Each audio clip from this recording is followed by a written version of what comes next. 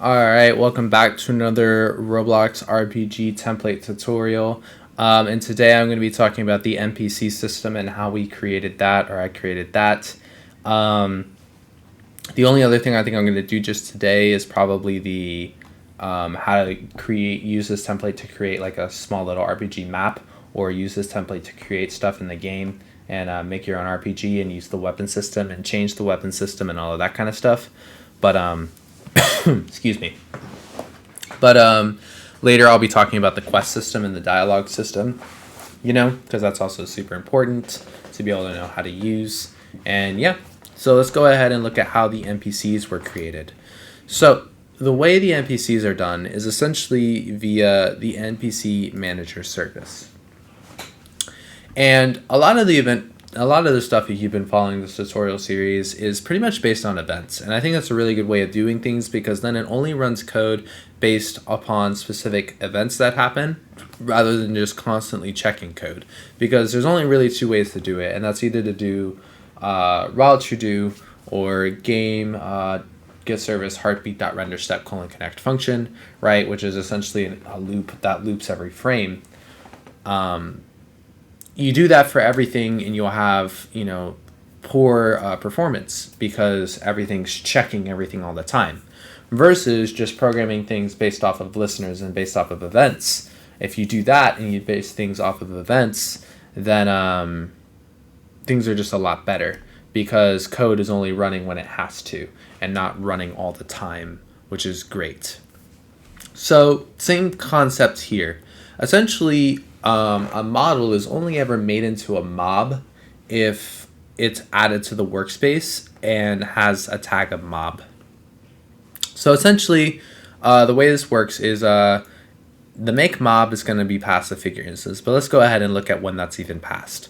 Essentially, we're going to go ahead and create a listener here on the workspace, and this is going to listen for when a descendant is added.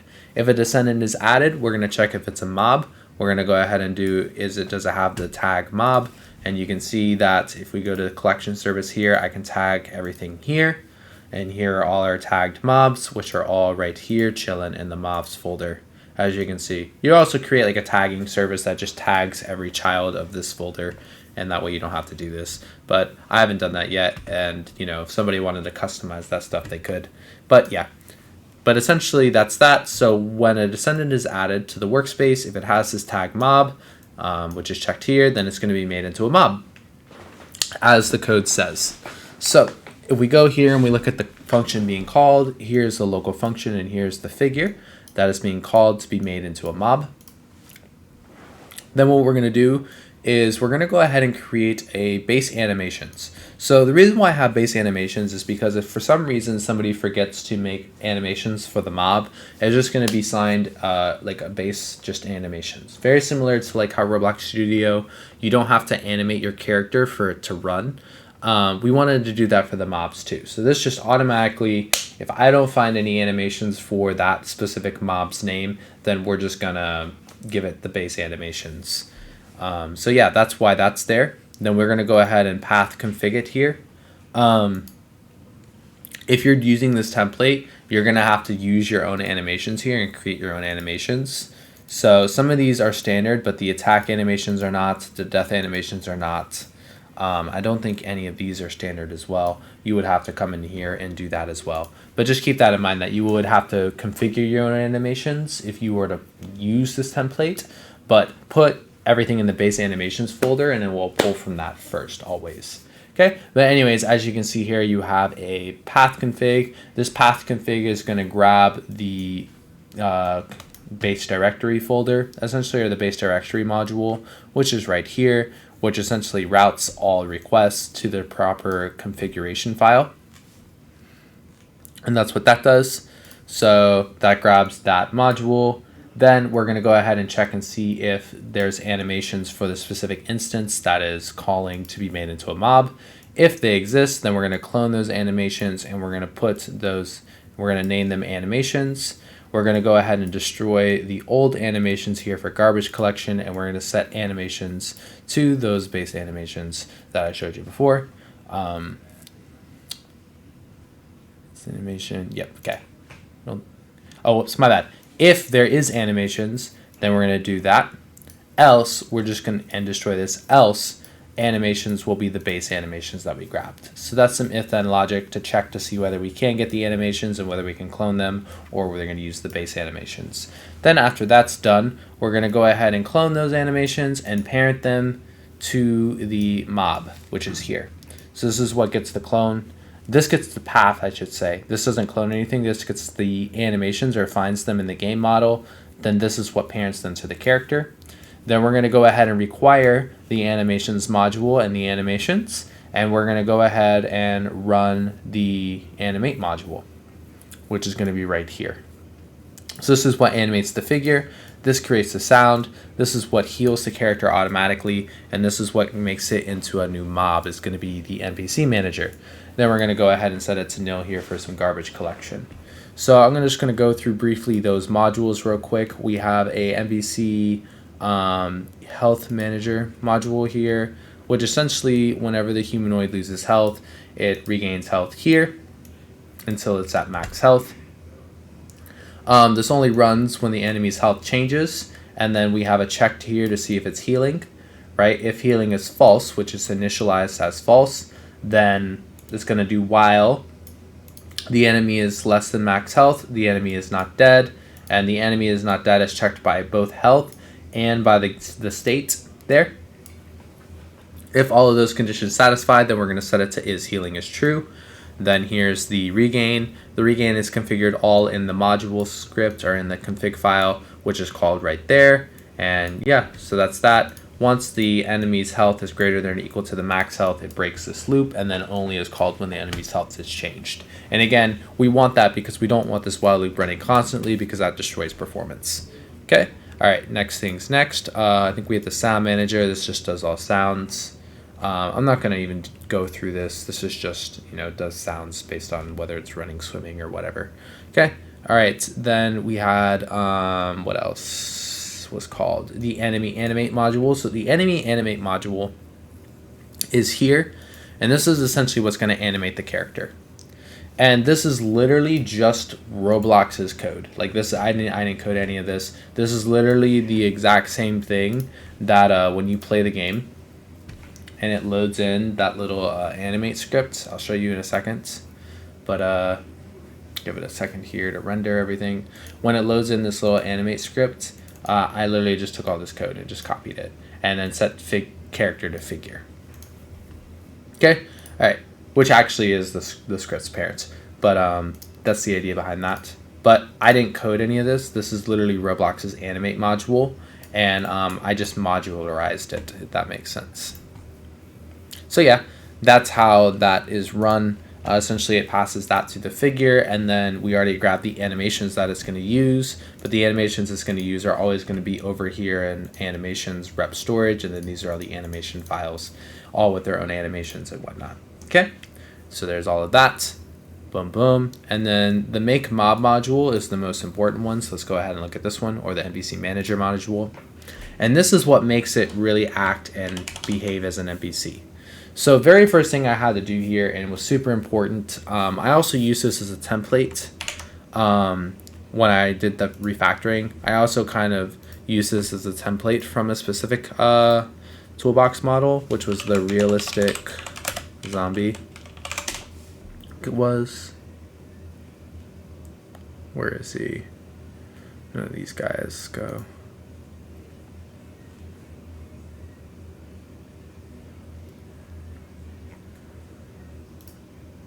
Zombie. I think Arthro. Here he is. Okay, so a lot of the scripts I grabbed were kind of from this guy. He was pretty good and was a good template, but right here is the animate, his scripting and stuff like that. And this guy right here, Meowth Pizza, who wrote this module, did a lot of really, really good stuff with Maid, and I kind of used his module as a template, and I just wanted to shout him out real quick in this tutorial, so you all would know that I didn't script all of this. I did use some of his code as a template here. But there were still some things I had to configure in here, such as the mob's tier / like rank in the game. So This is going to go ahead. The very first thing we're going to do here is get the config module by going to path config and then routing to the actual config file. Then we're going to go ahead and get the rank here. We're going to go ahead and configure the rank here, get the rank added value. Here's this does the same thing as the weapon service, but because this isn't a module, I just didn't call the weapon service and just coded it here. Works just fine. Then this gets the important modules, which is, the figure, wait for child, this gets the animations, this gets collection service, this gets run service, workspace, and then the module maid and ragdoll, which are here, which are very good garbage collection modules. And then this makes sure that the ragdoll enable is true, kind of like makes it animate a specific way when it dies. So that's why that's there. Then this goes ahead and creates variables for the configuration file that we have set up. So this is all your variables. And then also initialize with that as the rank added value. So if you have a general that has higher health than, a grunt, same thing with damage and walk speed. And we were going to do size too. You can do that as well. Okay. Then we're going to go ahead and come through here and we're going to get all the parts here. And this configures size. So if you want to have, the general be twice as large than the grunt, you can configure that there. Just be careful of the hip height. Then this is going to go ahead and clone the mob config and parent it to the figure. And the reason why this is important is because the way the weapon service registered XP and damage and all of that kind of stuff was by requiring a module that was parented to the character that it was hitting. So what do I mean? In the weapon service, whenever you wanted to add to your XP leader stats, you had to get a mob config from the mob.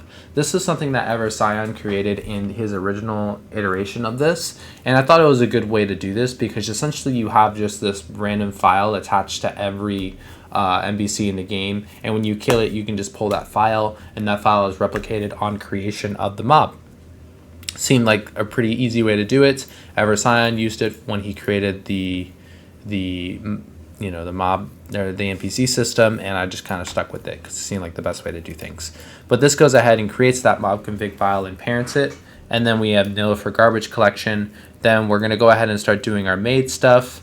The Maid module is a great garbage cleanup tool, and since mobs are going to be the biggest garbage creators in the game, I really had to use Maid here to mitigate any garbage that they leave behind.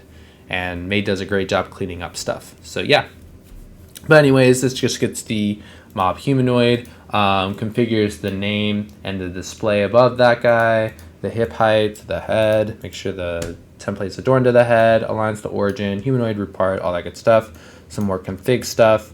And then here, we'll just go ahead and still setting up some attachments, making sure everything's good, making sure the aligned origin is relative to the world so that way it doesn't turn and act all weird and stuff when the game goes. This loads attack animations and the death animations.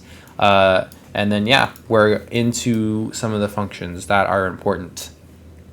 So what does this do? This gets a random point in a circle. And the reason why this is important is because this is where the mob is going to walk to. So that's why this function was created.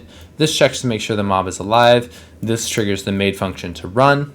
And then this is patrolling. So while our mob is alive, we're going to go ahead and get a random point from the circle and we are going to move to it just like so. And then we are going to move to the next random point, which is here.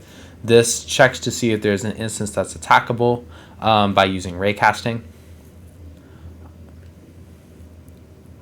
So essentially what this does is it's going to go ahead and look for a targeted humanoid. It's going to look for a humanoid. If no targeted humanoid, then it's going to return false.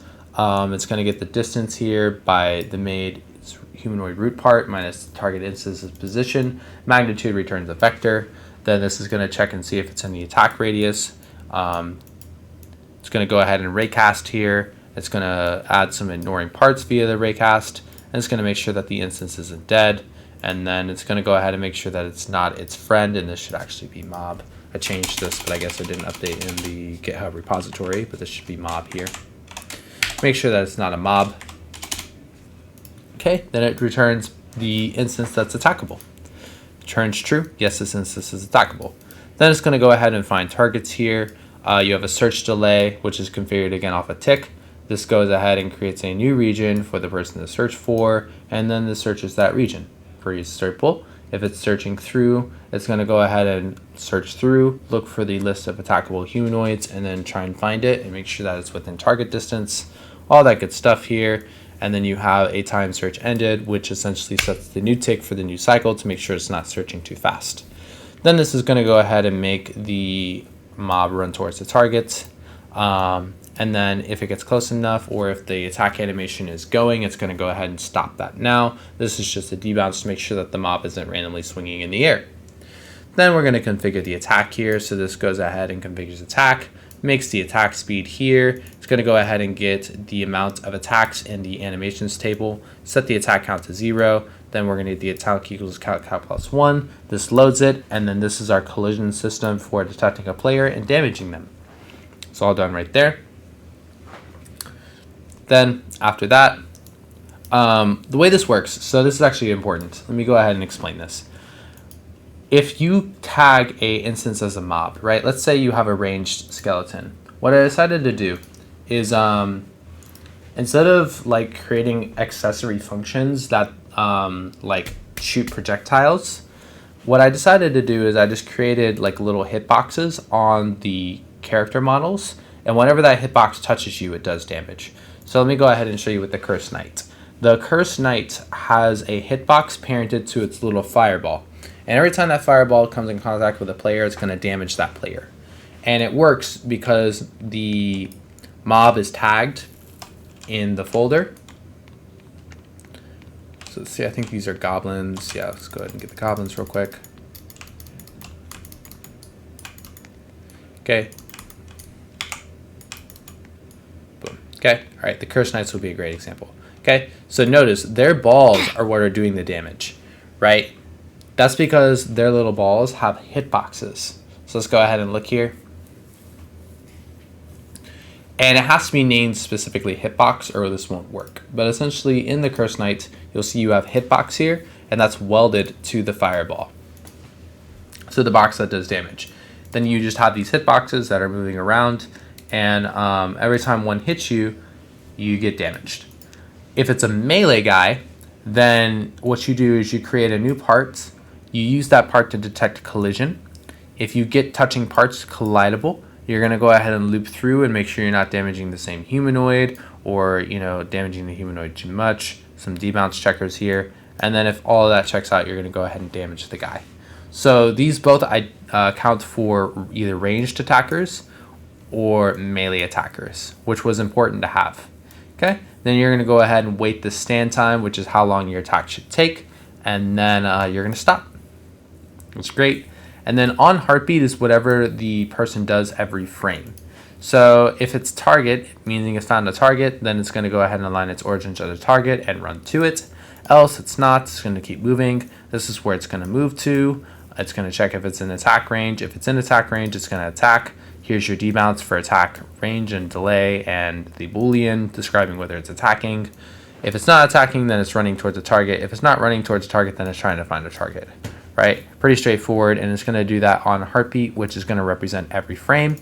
And then this is what happens when it dies. If it dies, we're going to go ahead and disconnect some stuff using Maid. We're going to load the death animation, and then we're going to destroy the Maid. If the death animation gets destroyed before I call stop here. But this is essentially your cleanup. And then this is your connections. So on heartbeat, we're going to run what was in on heartbeat. On coroutine wrap, meaning if the humanoid dies, we're going to keep running this, but we're also going to run this. And then coroutine wrapped, if patrol is enabled, we're going to wrap patrol. So you have an on heartbeat, on patrol, and then a listener for on died, which is wrapped in a coroutine. So this will run with this based on the events. And that is the NBC module. And that's how the system works. So essentially the way it works in with spawning is when you touch this wall, it adds those mobs to the workspace. Since they're tagged mobs, it runs through all the code that I showed you. And that's how you get this NPC system. So let's go ahead and look at it again here.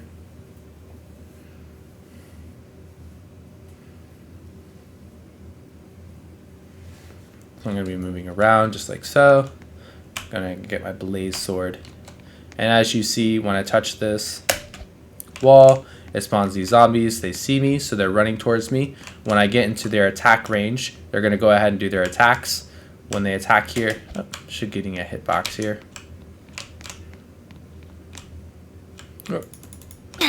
As you can see, that it works. But when they attack, they spawn a hitbox. If the hitbox hits me, then it damages me. And yeah, that's it. So again, nice little breakdown of this. I hope it was helpful. If you have any questions, please let me know in the comments, and I will see you in the next one.